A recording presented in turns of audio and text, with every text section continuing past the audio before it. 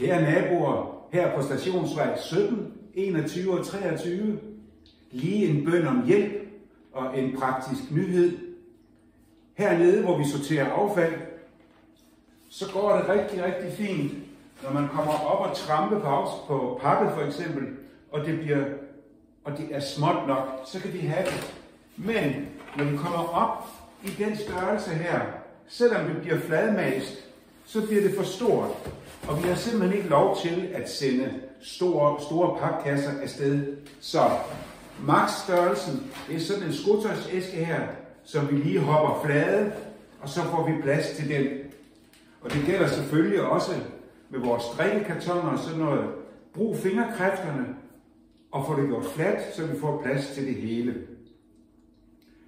Og til nyheden, det er, at vi får gravet op på vores parkeringsplads, fordi der skal skaffes strøm frem til nogle ladestationer ude på Stationsvej.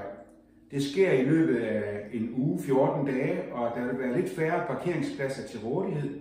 Men de er dygtige og ivrige for, at vi skal have god adgang til vores lejligheder, og det vil blive overstået så hurtigt som muligt. Tak for jeres opmærksomhed.